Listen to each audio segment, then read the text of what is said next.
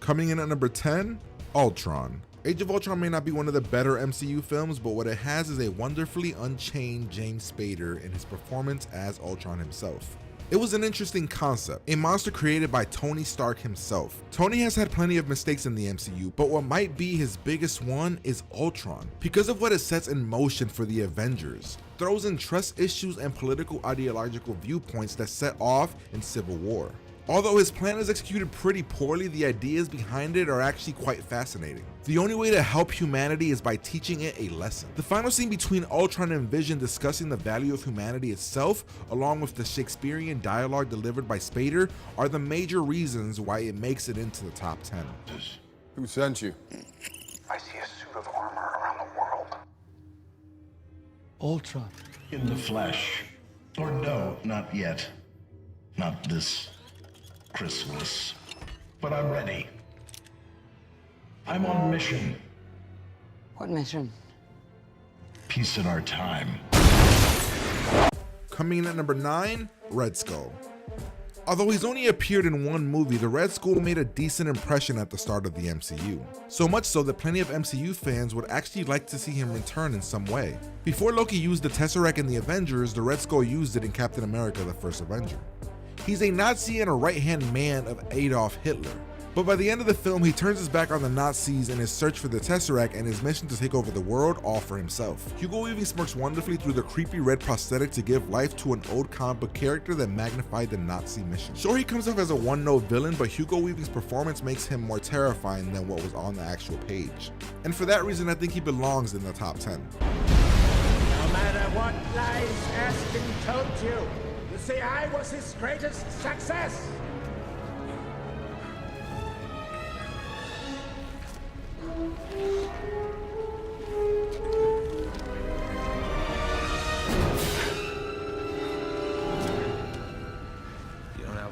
Do you?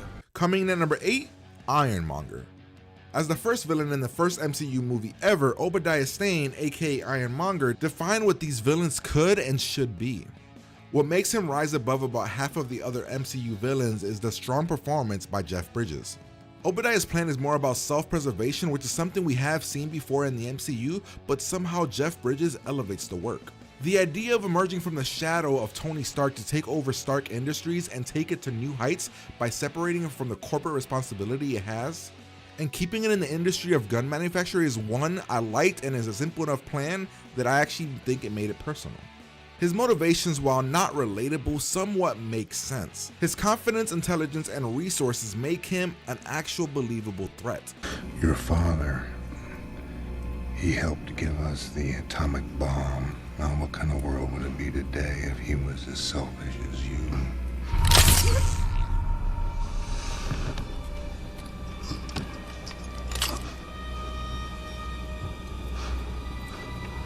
Oh, it's beautiful.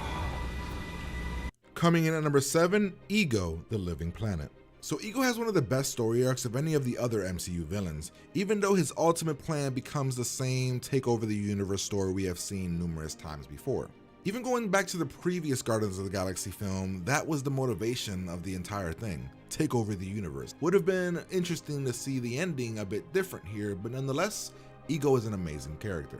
What allows this villain to stand above others is the personal story being told. The scenes where he's just hanging out with his son Peter Quill, you honestly get a sense that he really does care for him. Throughout the film, Kurt Russell's performance is so damn likable that when the twist does happen, you can't help but feel a little bit of a pain in your heart. Although I'm not as high as most on Guardians of the Galaxy 2, I can't help but to say that the reveal of what he has done and is planning on doing is one of the most memorable moments in the entire MCU. Add that with Quill's reaction that felt all too real, and Ego did his job as being a great villain. I knew if I returned to Forth, I'd never leave. The expansion, reason for my very existence would be over, so I did what I had to do. But it broke my heart to put that tumor in her head. Coming in at number 6, Hela. Hela brought a twist to the MCU that not many people actually talk about. The idea of how Odin and his sons got to have so much power and wealth was never one that I actually questioned. Upon Hela's arrival, everything is turned upside down as she brings the royal family of Asgard some drama that you would not expect to see in the MCU. Showing up as Thor and Loki's long-lost sister who was hidden away in another dimension and erased from Asgardian history by her father Odin, Hela shows up with some understandable family issues. Cate Blanchett delivers a masterful performance that fits right into the universe. They focused on her enough to give her character depth, but not so much that it seemed to detract from the purpose of the film. She will be remembered forever in the MCU for crushing Thor's hammer with her bare hands, as well as killing the Warriors 3 in a matter of seconds. Everything that Hela did kind of altered everything that will happen with Thor going forward, and painted an interesting backstory to what happened on Asgard. You sound like him. Neil. Beg your pardon.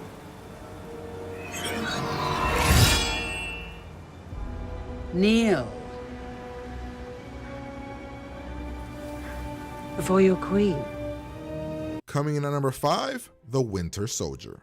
It's kind of unfair to actually put him on this list as a villain, but here we are. Fueled by super soldier serum and armed with a robotic arm, the Winter Soldier is a ruthless assassin and one of the MCU's most compelling villains. His silent, terrifying presence throughout the film, mixed with his endless, remorseless attack on anyone in his way, elevates him on this list. The mystery of who he is and the ultimate reveal must have been amazing to witness from the eyes of someone that never knew from the comics.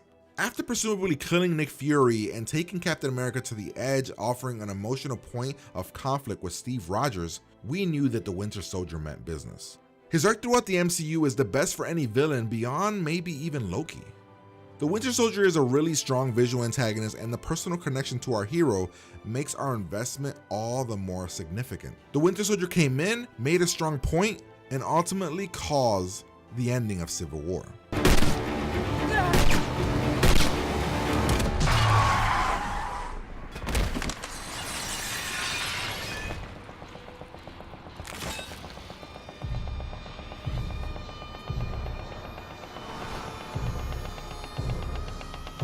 Coming in at number 4, Zemo. The best villains have simple motivations that are easy to understand. In a universe filled with superpower, larger-than-life antagonists, the MCU's take on Zemo is as much intellectual as it is chilling. Throughout the film, there is a mystery as to who he is and what his motivations are. It's not until the end that we get the real payoff. Knowing that the Avengers are a strong unit, his plan is for them to destroy themselves from within.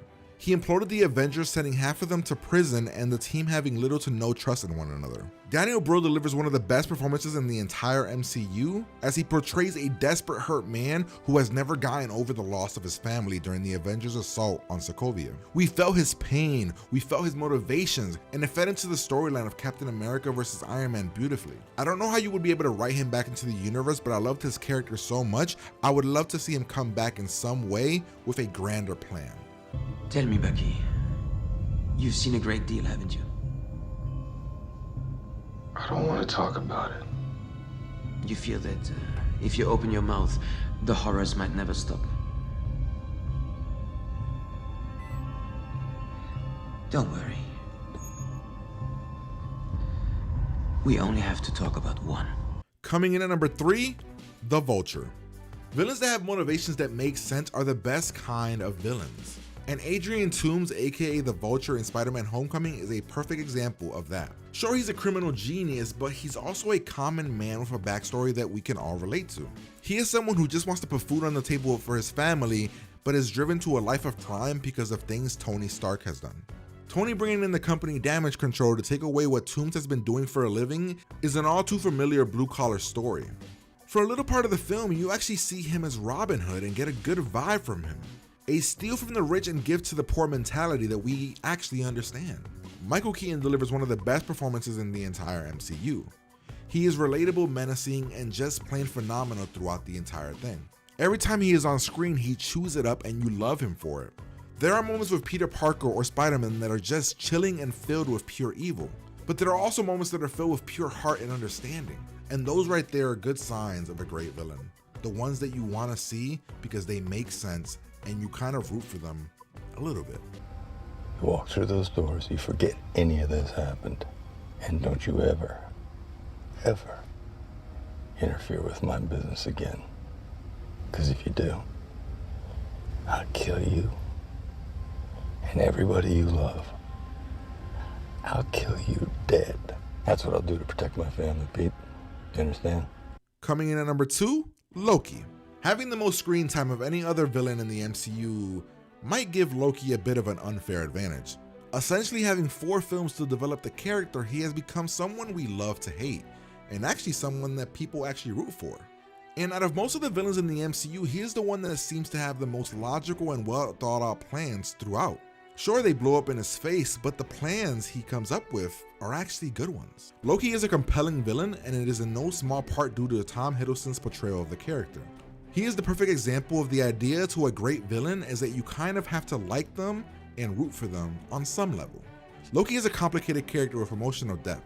His last appearance in Thor Ragnarok gave us the redemption story that we kind of been waiting for a long time. And this is just me, but I have a bad feeling that that was done for a reason. Loki may have a very short window left in the MCU once Avengers Infinity War comes out, and I just gotta say, it was a good run. Perhaps you prefer one of your new companions, given that you seem to like them so much. Oh, this is much better. Whoa. Costume's a bit much. So tight. With the confidence, I can feel the righteousness surging. Hey, you want to have a rousing discussion about truth, honor, patriotism? God bless them. Coming in at number 1, Killmonger. Ultimately, I went with Erik Killmonger because he is someone that is fighting for a cause that's extremely reasonable, and even though he might be misguided, he isn't wrong. For some, it might be even hard to call him a villain until the very end. He is a prodigal son and the cousin of T'Challa that only a few know ever existed. He comes home to Wakanda to take the throne and wage war on the outside world while taking revenge for being abandoned as a child. When he brings up how the kings have let their people down for centuries as they hid Wakanda away from the outside world, it's hard to debate with what he's going for. Wakanda is a country so ahead of its time in technology and riches, but somehow it refused to help anyone outside of Wakanda, including other African countries that needed their help. Add in the fact that his father was murdered by the previous king, and Killmonger could have been written as the hero of this story. It's not until the full plan is revealed and he lets the ideas of revenge and murder get in his way that his plan starts to fall apart. Michael B. Jordan portrayed the character with swagger, anger, pain, and passion. He elevates already well-written material to make him the best villain in the MCU. Even his final few moments are some of the best by any character, let alone a villain in the entire franchise. His ending was sad because it was one I didn't want to see coming. I wanted to see Erik Killmonger show up again. Who knows? It's the MCU. Anything is possible. I killed just to get here. I killed in America, Afghanistan, Iraq. I took life from my own brothers and sisters right here on this continent. And all this death, just so I could kill you. Well, there you have it, ladies and gentlemen, my top 10 best Marvel MCU villains. As always, guys, like, comment, subscribe, let me know what you guys think I got wrong, what your top 10 actually is, and make sure you guys check out some of the other channels I have here. I have other channels that I'm working on, things that I'm working on. Check out some other videos. Be on the lookout for more Avengers videos throughout the week. But pretty much, guys, hopefully you guys enjoyed the video, and I'll talk to you guys later. And now that visions are sitting high on my own gold throne, never listening criticism, I built my own.